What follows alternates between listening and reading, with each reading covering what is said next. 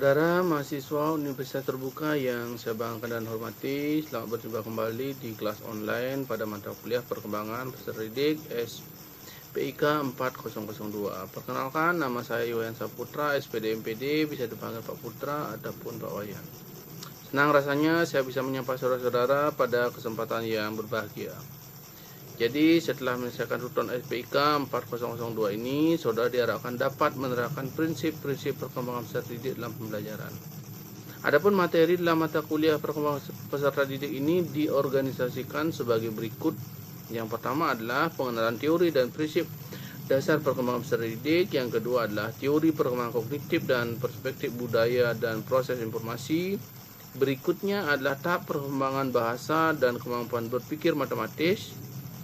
Berikutnya adalah pengenalan teori dan tahapan perkenalan sosial dan emosional. Berikutnya adalah perkembangan fisik peserta didik. Kemudian aplikasi teori perkembangan dalam pembelajaran. Hal-hal penting yang harus saudara ketahui dalam tutorial ini adalah saudara akan mempelajari 8 materi tutorial selama 8 minggu atau satu materi inisiasi per 1 minggu. Pada setiap pertemuan akan ada diskusi yang harus saudara ikuti dan latihan soal harus saudara kerjakan. Pada minggu ketiga, 5 dan 7, saudara akan diminta mengerjakan tugas. Masa aktif tiap inisiasi adalah 1 minggu, sedangkan masa aktif tiap tugas adalah 2 minggu. Materi inisiasi dan tugas akan dinonaktifkan setelah masa aktif berakhir. Nah, maka dari itu saudara-saudara silakan submit tugasnya sebelum waktu habis. Klik tombol kehadiran dan tekan tombol submit. Anda tidak dapat berpartisipasi dalam diskusi bila tidak mengisi kehadiran. Ingat ya, absensi itu penting sekali. Kemudian pelajari tata tertib tuton yang ada di laman awal tutorial. Kemudian rekan-rekan mahasiswa sekalian, dalam kegiatan tuton ini saudara diharapkan dapat ikut berperan aktif dalam setiap diskusi yang ada, setiap inisiasi pertemuan, dengan memberikan tanggapan maupun memberikan respon terhadap masalah yang diberikan. Saudara tidak diperkenankan menjiplak, copy paste jawaban teman. Apabila itu terjadi, nanti bisa dipastikan nilainya tidak akan keluar.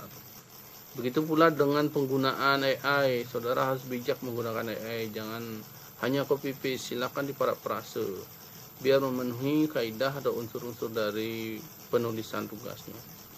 Komposisi nilai tutorial adalah sebagai berikut. Kehadiran saudara dalam setiap minggu itu adalah 20%.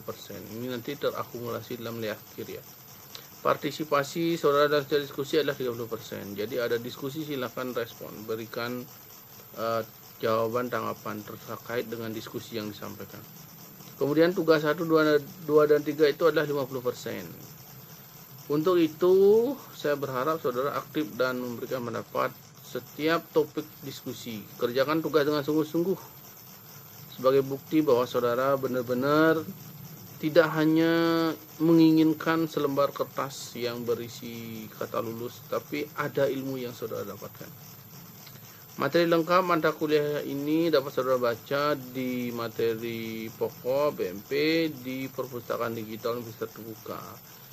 Selamat belajar dan tetap semangat. Semoga kesuksesan menyertai kita semua.